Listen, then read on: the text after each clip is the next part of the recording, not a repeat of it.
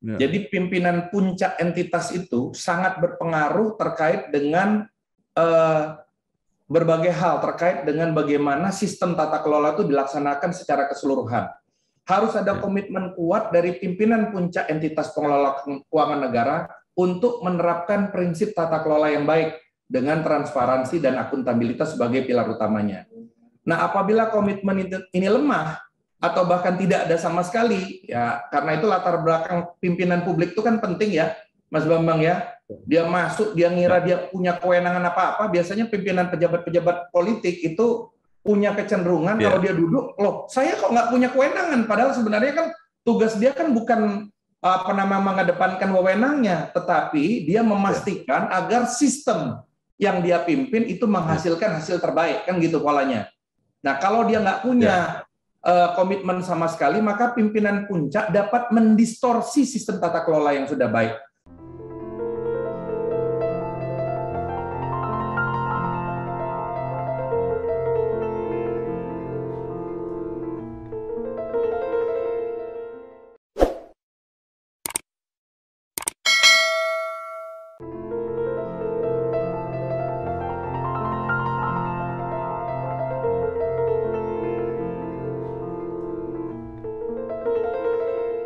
Assalamualaikum warahmatullahi wabarakatuh.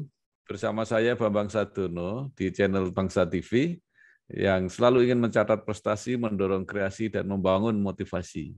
Kami sedang mempersiapkan beberapa video untuk mewawancarai pimpinan lembaga, baik di pemerintah pusat maupun pemerintah daerah, yang belum lama ini mendapat kehormatan, laporan keuangannya mendapat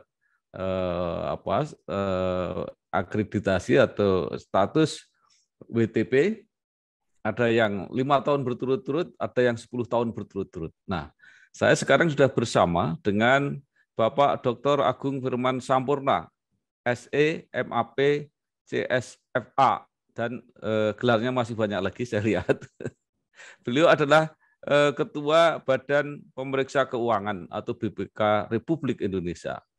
Nah, saya akan mempertanyakan apa makna status atau predikat yang sudah begitu lama disandang. Ya. Jadi bahkan saat ini Pak Agung, ya, kira-kira lebih dari 50% laporan keuangan baik pemerintah pusat maupun pemerintah daerah yang mendapat predikat wajar tanpa pengecualian atau WTP dari BPK. Bahkan ada yang 5 tahun berturut-turut, ada yang 10 tahun berturut-turut. Nah, apakah ini pertanda bahwa pengelolaan keuangan negara ini semakin hari semakin baik? Silahkan, Pak.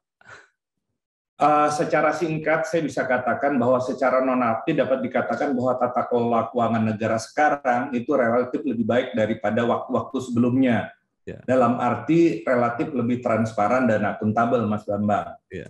Mas Bambang kan tahu bahwasanya walaupun Republik Indonesia sudah lebih dari 70 tahun merdeka, tetapi kita baru punya laporan keuangan di tahun 2005. Oh, iya, iya. Nah, jadi Indonesia itu kapan punya laporan keuangan pemerintahnya? Jadi itu baru tahun 2005 setelah keluarnya Undang-Undang Nomor 1 Tahun 2004 tentang Perbendaharaan Negara, 17 2003 tentang keuangan negara, kemudian 1 2004 tentang Perbendaharaan Negara, di mana di situ seluruh lembaga pemerintah harus membuat laporan keuangan, dan di 2004 juga kita punya Undang-Undang 15 2006 tentang pemeriksaannya.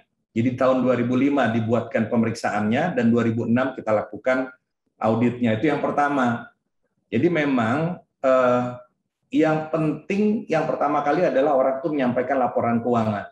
Ya. Dengan menyampaikan laporan keuangan, maka kita mendapatkan informasi secara keseluruhan terkait dengan berbagai hal, transaksinya, asetnya. Kan kita mau mengamankan bukan hanya kas manajemen dan pengadaan barang dan jasanya aja, Mas, tetapi juga aset-aset negara yang dikelola oleh lingkungan pemerintahan kita yang kompleksitasnya itu sangat tinggi. Jadi kalau kita katakan saat ini adalah secara normatif, tata kelola keuangan negara itu relatif lebih baik dari sebelumnya, dalam arti sudah lebih transparan dan akuntabel. Kurang lebih seperti itu. Nah, pertanyaannya lebih lanjut, kan keuangan negara ini dikelola dengan tujuan akhir untuk kesejahteraan rakyat yang makin lama harus makin meningkat. Nah, ini sejauh mana ini jadi indikasi, Pak, pengelolaan administrasi keuangan yang makin baik dan mendapat predikat WTP dari BPK? Ya, pertama WTP itu bukan predikat tapi opini. Ya. Opini. Jadi opini itu adalah tujuan dari salah satu jenis pemeriksaan yang dilakukan oleh BPK. Ya. Jadi BPK itu jenis pemeriksaannya itu berdasarkan ketentuan undang-undang ada 3, tetapi sebenarnya pemeriksaan dengan tujuan tertentu sebagai salah satu dari 3 jenis itu banyak banget. Nah, opini itu merupakan tujuan dari pemeriksaan atas laporan keuangan yang kalau dipersingkat menjadi pemeriksaan keuangan atau financial audit. Nah, apa sih sebenarnya opini itu? Nah, opini itu adalah pendapat profesional pemeriksa atas kewajaran informasi yang disajikan melalui laporan keuangan. Ya. Nah, memang dalam beberapa tahun terakhir ini terjadi misleading, di mana berkembang pemahaman yang keliru terkait dengan opini yang merupakan hasil dari pemeriksaan atau audit atas laporan keuangan. Ya. Opini ini merupakan tujuan dari pemeriksaan atas laporan keuangan yang dihasilkan dengan menggunakan 4 kriteria. Ya. Yaitu pertama terkait dengan penyajian, bahwa laporan keuangan itu disajikan sesuai dengan standar akuntansi pemerintah. Karena tata kelola akuntabilitas itu kan kakinya 3, Mas. Ya. Ada standar, ada pelaporan, dan kemudian ada pemeriksaan. Standar ini menyangkut bagaimana satu pekerjaan dilaksanakan, bagaimana dilaporkan, bagaimana diperiksa. Nah, pertama, kalau opini kan tadi tujuannya untuk merupakan tujuan dari pemeriksaan atas laporan keuangan. Apakah sudah disajikan sesuai dengan standar? Standar yang dimaksud di sini adalah standar akuntansi pemerintah yang di Indonesia itu ngaturnya pakai peraturan pemerintah 71 tahun 2010. Apakah kemudian sudah diungkap secara memadai? Bahasanya itu adalah adequate disclosures. Jadi seluruh transaksi keuangan seluruhnya harus on budget, on treasury. Jadi harus diungkap seperti itu. Nggak ada lagi yang namanya transaksi off budget seperti itu kan. Karena itu tidak accountable, tidak transparan dan tidak accountable. Kemudian yang ketiga adalah kepatuhan terhadap ketentuan perundang-undangan. Jadi selain kemudian diungkap dan kemudian disajikan laporan keuangan sesuai standar, tapi juga pelaksanaan harus patuh terhadap ketentuan perundang-undangan dan efektif dalam sistem pengendalian intern. Nah, dengan demikian, opini laporan keuangan ini utamanya menggambarkan transparansi dan akuntabilitas atau kepatuhan dalam pengelolaan keuangan negara. Sementara pada saat kita bicara kesejahteraan, itu merupakan dampak dari keberhasilan satu kebijakan, ya, baik dalam bentuk program atau kegiatan yang keekonomian, efisiensi, dan efektivitasnya dapat diuji melalui pemeriksaan atau audit kinerja, bukan lewat pemeriksaan atas laporan keuangan. Nanti mungkin akan didalami lebih jauh, itu gambaran besarnya dulu. Mungkin nanti akan ada pertanyaan yang lebih lanjut, bisa dijelaskan di situ. Iya. Nah, jadi ini kan pemerintah kan menggunakan ya audit BPK ini menjadi menjadi alat pengukur gitu. Jadi kepada instansi terutama pemerintah daerah itu dirangsang. Jadi kalau WTP maka akan mendapat insentif dana pembangunan gitu. Nah, ini seperti apa sebenarnya, Pak? Apakah ini jadi motivasi gitu ya untuk daerah-daerah itu supaya dapat dana pembangunan dia berusaha menjadi WTP gitu? Ya, jadi begini, saya bicara hal pentingnya dulu. Ya. Pertama adalah saya belum dapat informasi mengenai yang memadai terkait antara insentif dari Kementerian Keuangan dengan audit BPK. Karena misalnya apakah ada peraturan Menteri Keuangannya dan apa yang diatur di dalamnya. Tapi saya pikir beginilah, kalau yang dimaksud dengan opini WTP, maka ada kemungkinan Kementerian Keuangan memandang kebutuhan anggaran dari entitas tersebut tidak perlu dikurangi. Karena soal menambah dan mengurangi itu kan posisi pemerintah itu kan sifatnya usul. Nanti yang memutuskan adalah lembaga perwakilan. Sepanjang memang untuk pembelanjaan yang memenuhi kriteria value for money. Apa yang dimaksud dengan value for money? Artinya memang dilakukan pertama patuh terhadap ketentuan perundang-undangan sudah barang tentu, tapi juga ekonomis, efisien dan efektif. Atau dalam bahasa lain disebut spending less, spending well, dan spending wisely. Dan tentunya harus disetujui oleh lembaga perwakilan karena hak anggarannya ada pada lembaga perwakilan. Kalau kemudian opininya itu katakan disclaimer atau kemudian adverse, itu kan menggambarkan bahwa bagaimana kemudian orang memberikan anggaran itu dengan baik kalau kemudian pengelolaannya tidak dilakukan dengan bertanggung jawab. Hal-hal yang seperti ini. Tetapi secara umum insentifnya sendiri saya pikir belum dilembagakan secara khusus karena kalau kita lihat dana pemerintah pusat yang ke daerah itu kan masuk dalam kategori transfer ke daerah. Dana alokasi umum, dana alokasi khusus seperti itu ya. Yang menjadi bagian dari APBD. Dan itu formulanya sudah given, Mas Bambang. Jadi formula untuk dana alokasi umum itu udah given, dana alokasi khusus itu juga sudah given, walaupun di situ ada beberapa diskresi terkait dengan prosedur yang orang boleh mengajukan pemerintah daerah dalam hal ini boleh mengajukan proposal untuk dana alokasi khusus, tetapi juga sudah ada aturan-aturannya. Kurang lebih hal-hal seperti ini. Jadi kalau dia opininya itu tidak WTP, which is opini WTP itu sebenarnya bukan prestasi, tetapi merupakan kewajiban ya dari seluruh entitas pengelola keuangan, khususnya pengelola keuangan negara, maka paling tidak dari sisi transparansi dan akuntabilitas, karena kan sebenarnya WTP ini kan opini itu kan ukuran dari akuntabilitas, bukan ukuran kinerja. Ukuran kinerja beda lagi nanti. Pertama kali secara mereka udah patuh. Jadi secara prosedur udah patuh, transparan, dilaporkan dengan baik, seperti itu, kurang lebih seperti itu gambarannya. Walaupun nanti kalau mau didalami sebenarnya tahap-tahapannya itu juga masih banyak. Karena dalam dunia akuntansi sendiri perkembangannya besar. Salah satu diantaranya adalah perkembangan terkait dengan valuasi nilai aset ya. Kalau Mas Bambang lihat nilai asetnya pemerintah daerah itu rata-rata yang penting ada aja. Nilai asetnya itu belum menyajikan nilai realnya. Makanya di pemerintah pusat kalau pernah dengar ada program revaluasi aset. Jadi revaluasi barang milik negara. Nah, di daerah ini belum dilakukan. Kan perlu dilakukan revaluasi. Itu angkanya baru ada Rp1, seperti itu. Padahal kan sebenarnya fair value-nya, nilainya itu belum. Paling tidak ada. Jadi kita lihat sudah patuh belum, dan kemudian dari situ material atau enggak masalahnya. Kalau dia material kan ada planning materiality sebagai bagian dari program pemeriksaan.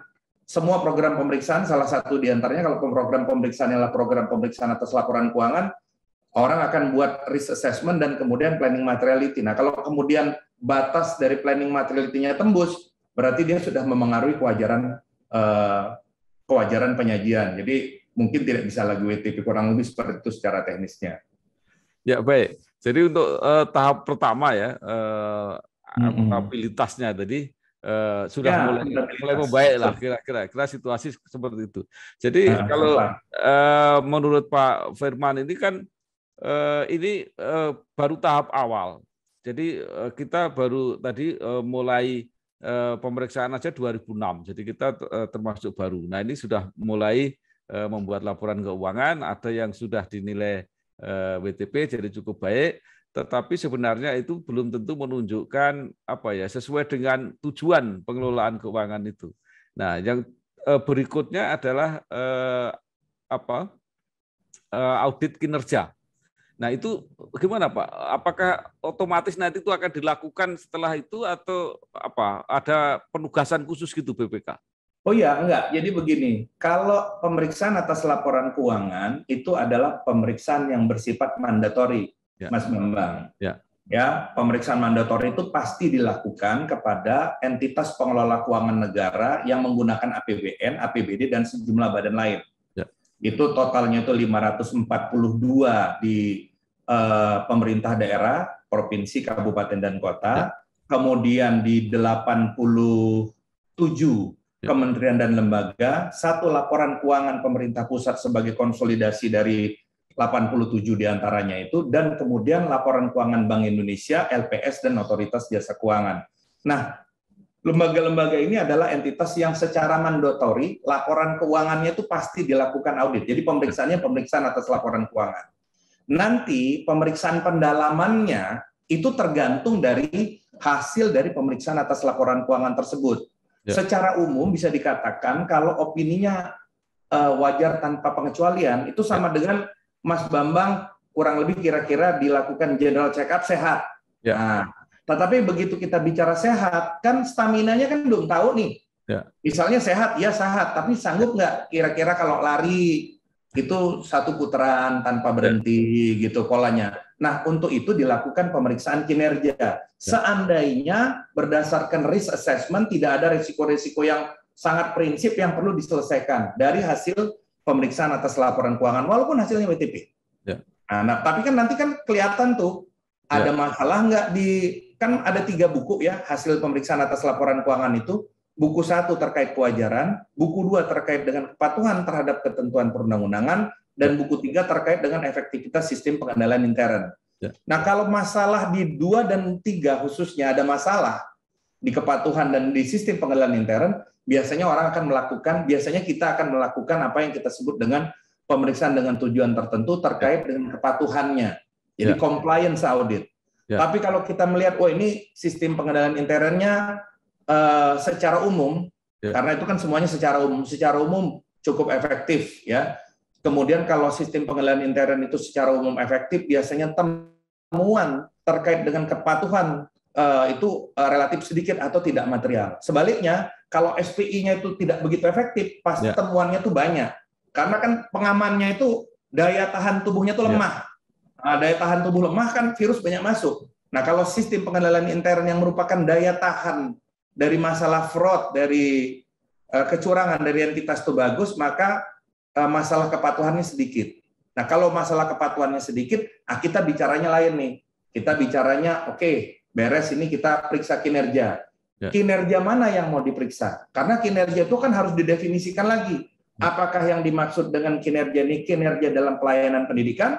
Maka kita akan melakukan audit kinerja terkait dengan program di bidang pendidikan. Apakah kemudian yang mau diaudit itu adalah terkait dengan pelayanan kesehatan?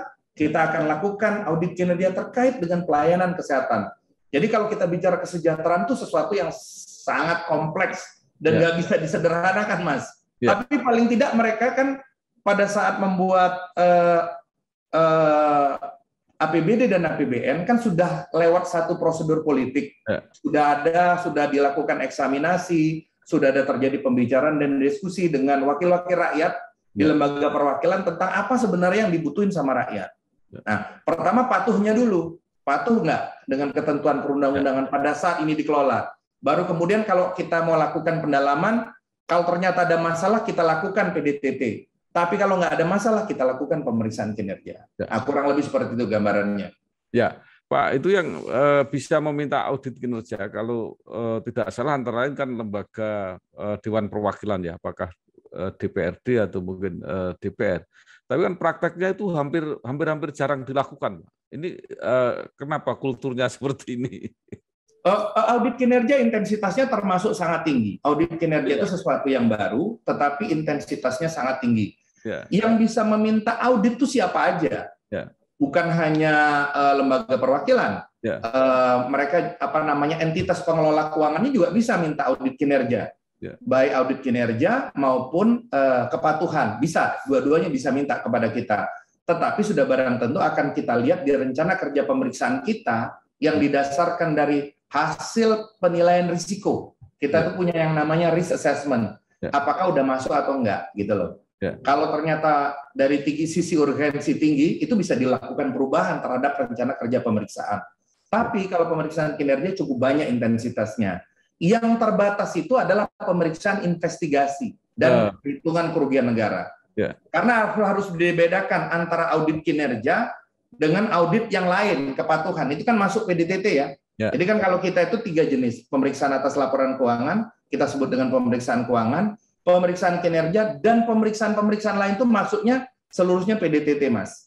Nah, sifatnya itu bisa dibagi 3, ada yang sifatnya itu ada yang berbentuk eksaminasi, yang kedua ada dalam bentuk review, dan yang ketiga ada yang disebut dengan audit upon procedures.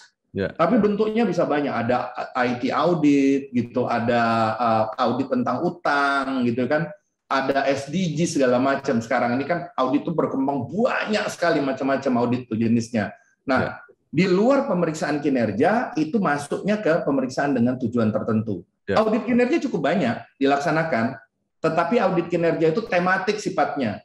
Tematik itu maksudnya begini, apa yang mau diaudit nih, kinerja apa yang mau diaudit ini. Tapi ada semacam persyaratan, biasanya orang akan didorong untuk ditingkatkan staminanya manusia kalau dia sehat. Sama entitas pengelola keuangan negaranya juga, mereka akan didorong untuk ditingkatkan kinerjanya kalau kemudian dia sudah comply. Kalau dari segi transparansi dan akuntabilitas sudah bagus. Dan kemudian harus jelas nih kinerja yang mana yang mau dinaikin. Bisa kinerja terkait dengan belanja, tadi yang saya katakan pelayanan kesehatan atau kemudian pelayanan pendidikan, atau kinerja terkait dengan penerimaan daerah, misalnya terkait dengan pendapatan hasil daerah. Nah, itu yang kita kerjakan di Badan Pemeriksa Keuangan. Jadi nggak bisa dihubungkan langsung antara audit di satu sisi dan kemudian kesejahteraan di sisi yang lain. Itu bagian yang merupakan terhubung, tetapi jaraknya itu tidak instan seperti itu gambarannya. Ya, ini kan karena pertanyaan di masyarakat itu kan kadang-kadang loh, ini sudah WTP, tapi kok rasanya nggak ada perkembangan ya ini daerah ini untuk kesejahteraan dan sebagainya. Bahkan ada juga pertanyaan, ini katanya WTP, tapi kok kepala daerahnya ternyata menyalahgunakan keuangan dan sebagainya. Nah, ini bagaimana Pak kalau ada kayak begini? Ya, jadi begini, saya ingin mengatakan dulu, menjelaskan ini penjelasan yang penting ya.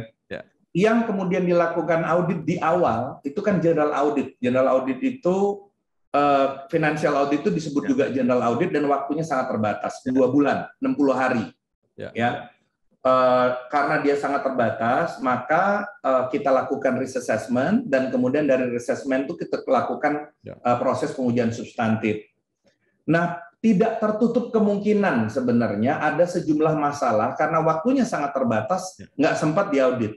Tetapi dalam praktik yang sekarang terjadi, antara apa yang terjadi di laporan keuangan dan apa yang terjadi dengan yang kita sebut dengan korupsi, itu 2 wilayah yang berbeda. Karena yang satu itu terkait dengan pengelolaan keuangan, yang satu terkait dengan gratifikasi. Yang nggak terkait dengan pengelolaan keuangan. Misalnya, ada seorang kepala daerah ditangkap karena dapat suap terkait dengan itu pemberian izin. Itu nggak ada hubungannya sama laporan keuangan. Nah, posisinya. Atau kepala daerah ditangkap karena dia menerima suap terkait dengan jual beli jabatan. Nah, itu juga nggak ada hubungannya tuh. Sama laporan keuangan. Karena yang diuji dalam laporan keuangan itu laporannya. Ini laporan keuangan ini sudah menyajikan data yang wajar atau enggak, informasi yang wajar atau enggak. Nah, pengujiannya bukan pengujian administrasi, tapi pengujian substantif, bahwasanya memang praktik tata kelolanya, apakah dari segi standarnya, apakah dari segi kemudian patuh terhadap undang-undangnya, maupun sistemnya sudah bagus. Tetapi apakah kemudian masih ada kemungkinan untuk melakukan korupsi? Definisinya, kalau definisi korupsi yang kita maksud di sini adalah suap, itu masih mungkin terjadi. Tetapi kalau yang kita maksud terkait dengan pengelolaan keuangan negaranya, misalnya ada kerugian negara dan sebagainya, pasti dia akan terekam, atau besar kemungkinan dia akan terekam di dalam hasil pemeriksaan. Kurang lebih seperti itu. Karena tindak pidana korupsi itu kan tidak harus ada kerugian negaranya, Mas Bambang. Tidak harus ada kerugian negara. Suap itu nggak ada kerugian negara sama sekali, tetapi itu merupakan sesuatu yang berdasarkan sistem hukum di Indonesia dianggap sebagai korupsi. Jadi artinya kesimpulannya hasil audit laporan keuangan ini masih bisa lah ya untuk mewakili atau menjadi ukuran bahwa ini pengelolaan keuangan di suatu entitas yang diperiksa BPK ini cukup baik gitu kira-kira kalau hasilnya BPK. Bisa karena dia kan sistem yang diaudit itu kan sebenarnya bukan hanya transaksinya, bukan hanya penyajian laporan keuangannya, bukan hanya pengukuhan, tapi juga menguji sistem. Dalam hal ini sistem pengendalian intern mereka. Nah, jadi yang diuji itu juga sistem, pengujian sistem. Dan untuk diketahui bahwasanya opini laporan keuangan itu adalah salah satu indikator akuntabilitas secara eksternal. Ukuran akuntabilitas juga ada secara internal, Mas. Ya, seperti kalau kita sekarang ini orang bisa diuji pakai general check up terkait dengan kesehatan, tetapi juga bisa diuji imunitas. Ya, sekarang kan ada tes untuk menguji imunitas, berapa sih angka imunitas saya. Nah, itu juga bisa.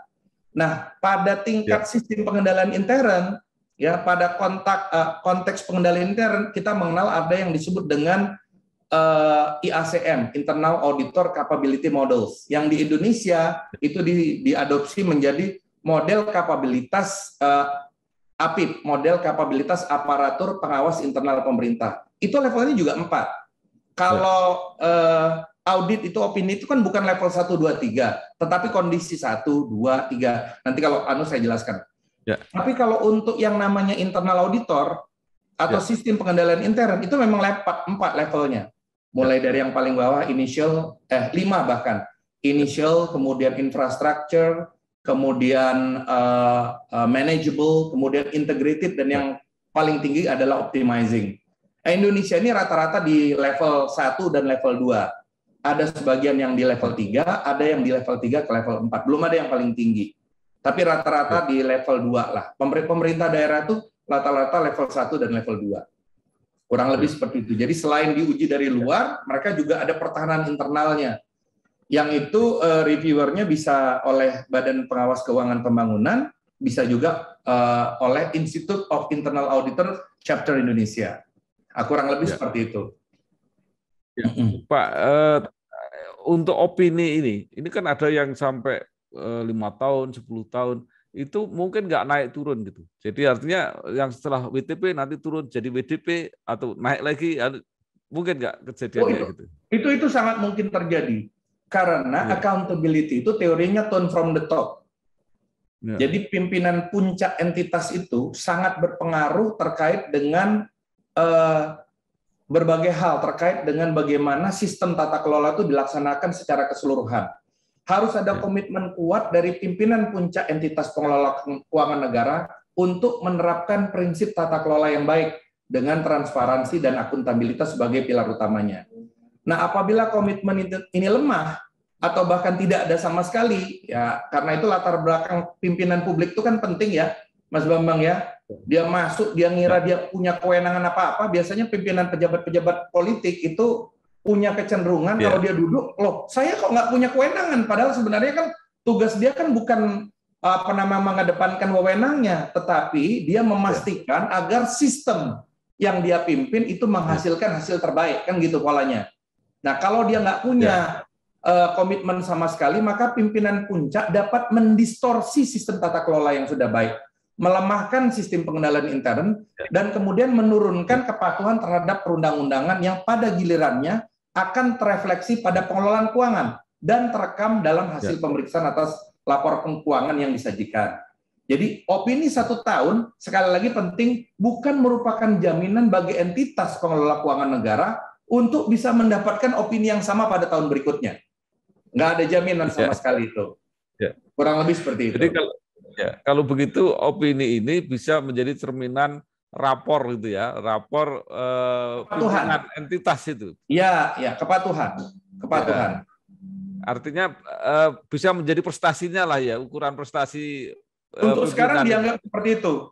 Karena Indonesia baru, tradisinya kita itu baru buat laporan keuangan dan kemudian baru di tahun 2015. Tadinya kan kas menuju akrual ya, kita itu. Tadinya kan berbasis kas menuju akrual, dan sekarang di tahun 2015 kemarin kita fully accrual basis ya, posisinya itu kan penting banget ini mengenai masalah ini. Satu laporan keuangan itu kan adalah satu laporan yang memuat tentang informasi pengelolaan keuangan secara komprehensif ya. Kalau dia berbasis kas itu berarti hanya pengeluaran itu kalau dia keluar dari kas. Jadi informasinya itu tidak akan komprehensif. Padahal pada saat kita menetapkan belanja itu kan uang belum ada yang keluar. Pendapatan uang belum ada yang dapat. Nah, harusnya kan uang yang akan dapat dan kemudian belanja yang menjadi akan keluar harusnya terekam di dalam laporan keuangan. Dan dengan demikian, maka kalau orang sudah punya kompetensi untuk mengelola keuangan dan kemudian melaporkannya, sudah barang tentu dalam kondisi di mana kita baru menerapkan dari tahun berapa ya, 2005 lah katakan seperti itu, sampai dengan sekarang 15-16 tahun, itu masih bisa menjadi satu prestasi. Tapi nantinya harus menjadi kewajiban, Mas. Ya. Itu wajib. Pak Firman, saya ingin menyinggung sedikit. BPK itu kan ternyata tidak hanya memeriksa, tapi kan juga mendampingi. Kalau nggak salah bahkan sampai ke rapat-rapat badan anggaran itu BPK kadang-kadang ada di situ. Oh, nggak boleh. Nggak boleh, Mas. Nggak boleh ya? Nggak boleh. Iya. External auditor tidak boleh melakukan itu. BPKP barangkali, bukan kita. Pendampingan itu BPKP. Iya. Nah, kalau kita kan external auditor, jadi kita menguji BPK dan BPKP itu ilmunya sama, tetapi open position dan perannya berbeda. Kalau kita melakukan pengujian secara eksternal, maka mereka memperkuat sistem pengendalian intern. Jadi sebenarnya irjen gitu ya, kemudian auditor internal di kita itu kerjanya bukan kemudian melakukan pekerjaan yang sama dengan kita, justru mereka melakukan pendampingan, melakukan technical assistance, yang itu tidak boleh dilakukan oleh BPK. Kalau BPK melakukan pendampingan atau technical assistance itu pelanggaran kode etik, Mas Bambang. Ancamannya pemberhentian itu kalau untuk pimpinan BPK itu termasuk pelanggaran kode etik tingkat berat itu. Nggak boleh kita ikut di situ. Tapi kita punya bahan yang kita sebut insight. Nanti kalau ditanya nanti saya jelaskan. Ya, insight. Jadi kita tidak secara langsung melakukan pendampingan terkait dengan pengelolaan keuangan satu entitas, program, tetapi kita boleh memberikan insight. Itu bagian dari peran kita. Jadi BPK itu perannya bukan cuma audit, bukan cuma oversight, tetapi juga insight dan foresight. Nanti kalau didalami nanti akan kita dalami nanti. Itu apakah menyangkut misalnya pemeriksaan sebelum sampai ke batas akhir, kemudian dikembalikan kepada yang terperiksa untuk memperbaiki itu Pak? Maksudnya apa itu? Oh ya, jadi kan audit itu kan pertama adalah satu proses melakukan identifikasi terhadap masalah sebenarnya. Ya. Jadi identifikasi masalah. Tugasnya auditor itu bukan kemudian menghukum, tetapi mengidentifikasi masalah dalam pengelolaan keuangan. Ada nggak masalah di situ? Kalau ada masalah diungkap. Nah, Badan Pemeriksa Keuangan karena yang dilakukan audit itu adalah keuangan negara, selain kemudian kita mengungkap, kita juga ada rekomendasinya. Rekomendasi itu merupakan solusi dari dari masalah yang sudah diidentifikasi dalam bentuk temuan. Jadi ada temuan, pemeriksaan, mereka udah duduk sama-sama, diakui, oh ya ini memang masalahnya seperti ini, nanti kita ada rekomendasinya. Nah, untuk memenuhi rekomendasi tersebut, mereka membuat apa yang disebut dengan action plan, Mas. Action plan itu juga didudukkan, ini action plan-nya nih. Jadi bukan hanya sekedar bukan hanya sekedar periksa terima seperti itu, tapi sama-sama diduduk, lihat, oh ya ini ada masalah, duduk sama-sama, kemudian kita sama-sama buat action plan. Ini kami akan bikin action plan. Nanti teman-teman dari BPKP dapat mendampingi pada saat pelaksanaannya untuk menindaklanjuti temuan pemeriksaan tersebut. Dan kami juga punya sistem untuk memantau secara sekarang pakai IT, bahkan pakai SIPTL, sistem informasi pemantauan tindak lanjut, untuk melihat apakah rekomendasi Badan Pemeriksa Keuangan terkait dengan masalah yang sudah diungkap di pemeriksaan itu ditindaklanjuti atau tidak. Cukup tinggi, kurang lebih 70-an% itu ditindaklanjuti sesuai dengan rekomendasi. Ada 4 kategori. Yang pertama telah ditindaklanjuti sesuai dengan rekomendasi. Kedua itu telah ditindaklanjuti tapi belum sesuai dengan rekomendasi dan dalam proses. Ketiga belum ditindaklanjuti, dan yang keempat ada yang keempat nih, yaitu tidak dapat ditindaklanjuti karena alasan-alasan yang sah. Jadi bukan hanya yang pertama, tetapi juga bisa sampai keempat. Nah, 70% di kita itu telah ditindaklanjuti sesuai dengan rekomendasi. Jadi opini terakhir itu diberikan setelah memberi kesempatan untuk memperbaiki rekomendasi itu, Pak. Oh ya, enggak. Opini itu merupakan hasil pemeriksaan. Jadi setelah dari semua kita melihat, oh ini tidak ada temuan-temuan yang secara material, Mas. Bahasanya secara material mempengaruhi kewajaran penyajian laporan keuangan. Kan laporan keuangan kan informasi. Ada nggak temuan-temuan yang membuat informasi dalam laporan keuangan itu menjadi tidak wajar? Maka pertama itu wajar tanpa pengecualian. Walaupun ada temuan, tetapi secara keseluruhan laporan keuangan ini kita anggap wajar. Atau wajar dengan pengecualian. Pada prinsipnya temuan-temuan ini, pengelolaan keuangan ini disajikan secara wajar. Informasi yang disajikan di dalam laporan keuangan itu wajar. Kecuali untuk beberapa hal. 1, 2, 3. 3 itu mempengaruhi kewajaran. 1, 2, 3 itu diungkap di laporan keuangan.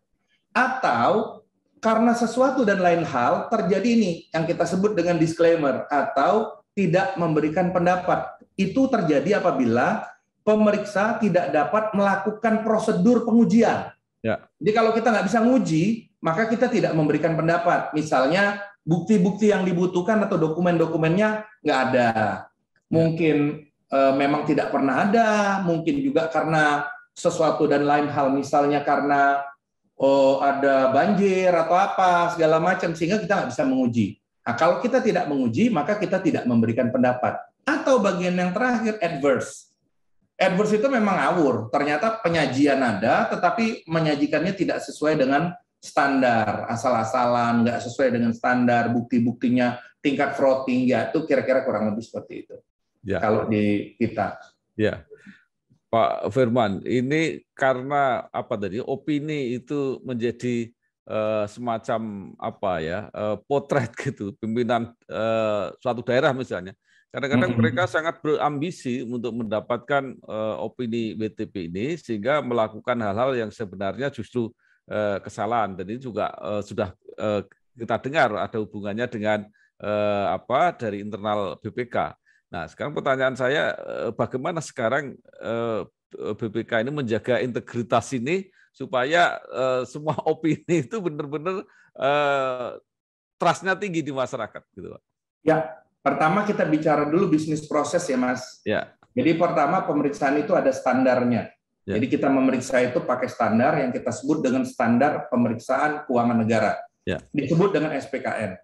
SPKN itu dilakukan perbaharuan, dimutakhirkan seiring dengan perkembangan waktu. SPKN yang kita pakai sekarang adalah SPKN 2017.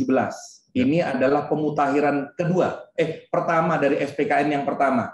Nah, sekarang kita dalam proses membuat SPKN 2021. Jadi sudah pemutakhiran yang ketiga, ya. Jadi sekarang masih pakai 2017.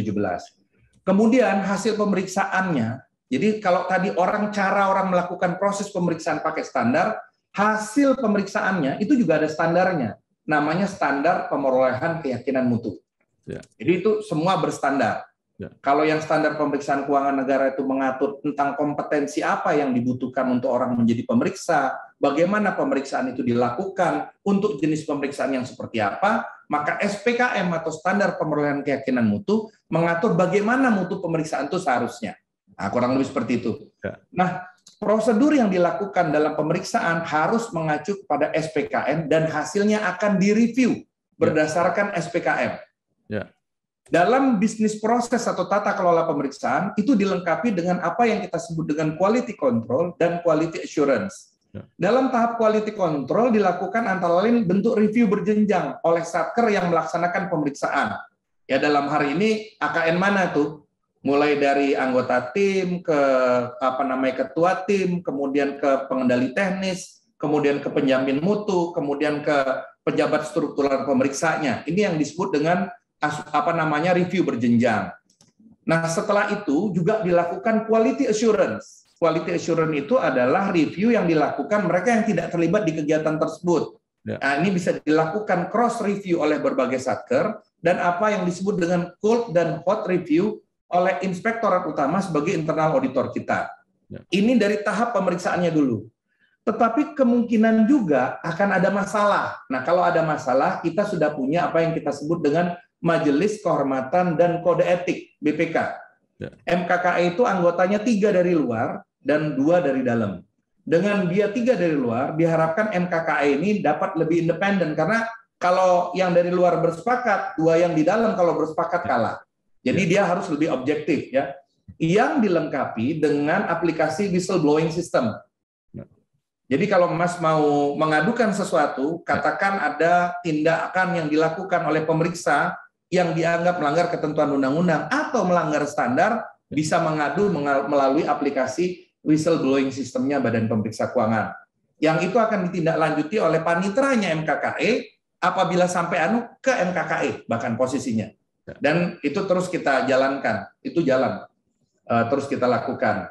Di sisi lain, di Badan Pemeriksa Keuangan sendiri untuk mendukung pelaksanaan pemeriksaan, teman-teman pemeriksa di sini juga diberikan tunjangan kinerja.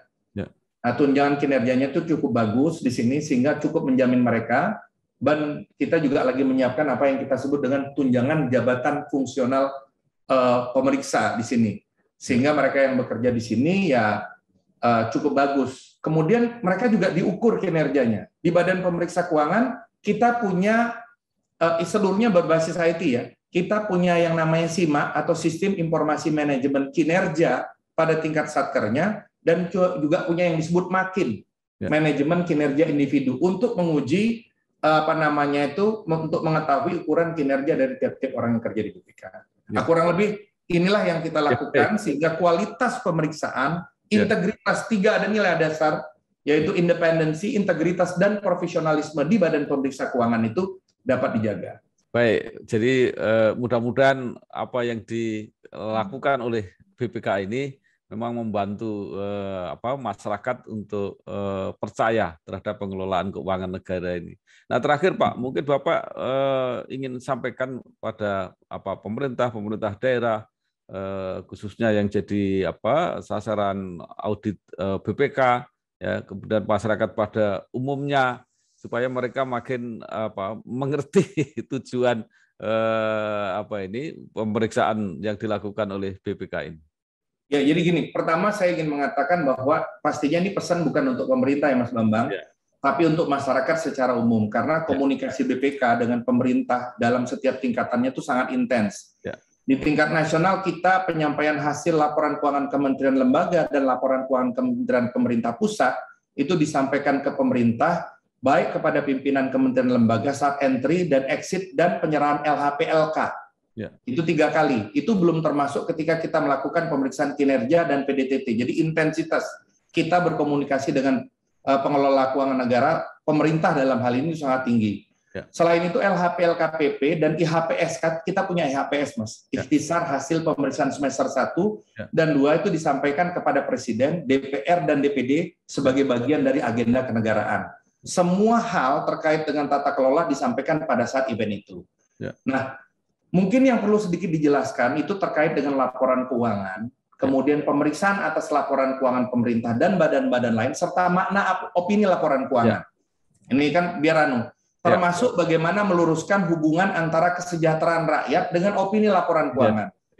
Nah, menyampaikan laporan keuangan itu adalah kewajiban pemerintah dan badan lainnya yang mengelola keuangan negara dalam rangka mempertanggungjawabkan pelaksanaan APBN dan APBD dan lingkup keuangan negara lainnya.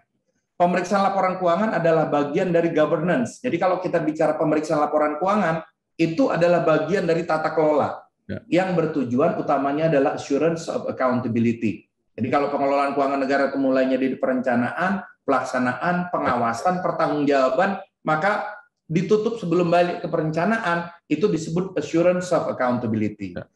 Opini WTP wajar tanpa pengecualian dalam bahasa Indonesia atau unqualified opinion.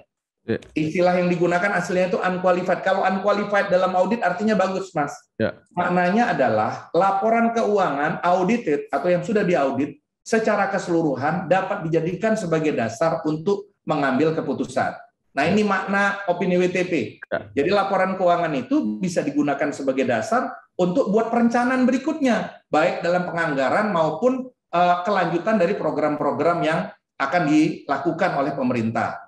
Nah, kalau dia WDP atau qualified opinion, maknanya laporan keuangan audited atau yang sudah diaudit dapat dijadikan sebagai dasar untuk pengambilan keputusan kecuali untuk hal-hal yang dikualifikasi atau dikecualikan. Jadi ini bagus semua nih, sama dengan pemeriksaan hasil general check-up, sehat, tetapi mungkin gulanya agak lebih sehat, tapi mungkin kolesterolnya terlalu tinggi atau lebih tinggi, harus diturunin gitu. Nah, sementara TMP atau tidak memberikan pendapat yang dalam bahasa aslinya disclaimer dan kemudian tidak wajar atau adverse, bermakna laporan keuangan audited atau yang sudah diaudit tidak dapat dijadikan sebagai dasar untuk pengambilan keputusan. Opini laporan keuangan adalah indikator utama transparansi dan akuntabilitas dalam pengelolaan keuangan. Untuk mencapai opini WTP dibutuhkan komitmen dan kompetensi. Jadi bukan komitmen aja, tapi juga butuh kompetensi. Komitmen untuk patuh terhadap ketentuan perundang-undangan, khususnya dalam pengelolaan keuangan negara, dan kompetensi untuk dapat mengelola keuangan negara dengan baik, mengungkap seluruh transaksi secara memadai, dan menyajikan laporan keuangan sesuai dengan standar akuntansi pemerintah, termasuk membangun sistem pengendalian intern yang efektif. Apakah opini WTP tidak ada hubungannya sama sekali dengan kesejahteraan? Analogi sederhananya ya seperti ini. Apakah kalau Anda sehat berarti bahagia? Ya. Itu pertanyaannya. Ya. Nah, jawabannya adalah kalau Anda sakit, Anda akan menderita dan sulit sekali bahagia. Ya. Jadi kalau Anda sehat, Anda punya kesempatan untuk menjadi bahagia. Demikian pula halnya dengan laporan keuangan. Kalau opini laporan keuangan Anda tidak WTP, maka kapasitas kelembagaan yang Anda miliki atau Anda kelola sulit untuk menghasilkan kebijakan yang dapat membawa dampak terhadap kesejahteraan. Nah, kurang lebih seperti itu. Jadi kalau boleh saya simpulkan, mungkin kalau laporan keuangan BTP itu punya potensi yang besar untuk terciptanya kesejahteraan rakyat, gitu Pak ya kira-kira ya? Ya, itu untuk memiliki kemampuan, pemerintah itu memiliki kemampuan untuk membuat program-program yang dapat mendorong atau menciptakan kesejahteraan rakyat. Terima kasih sekali kepada Bapak Dr. Agung Firman Sampurna, SE, MAP, CSFA, Ketua Badan Pemeriksa Keuangan BPK Republik Indonesia, atas semua penjelasannya tadi yang mungkin tidak sederhana, tapi mudah-mudahan ini membantu masyarakat memahami apa sesungguhnya tujuan pemeriksaan yang dilakukan oleh BPK dan cara memahami mengkaitkan dengan prestasi pemerintah-pemerintah daerah, terutama ketika mereka mencapai opini BTP. Sekali lagi terima kasih Pak Firman, sukses terus. Selamat bekerja. Sama-sama, makasih Mas. Sama-sama kembali. Ya, wassalamualaikum warahmatullahi wabarakatuh. Waalaikumsalam warahmatullahi wabarakatuh.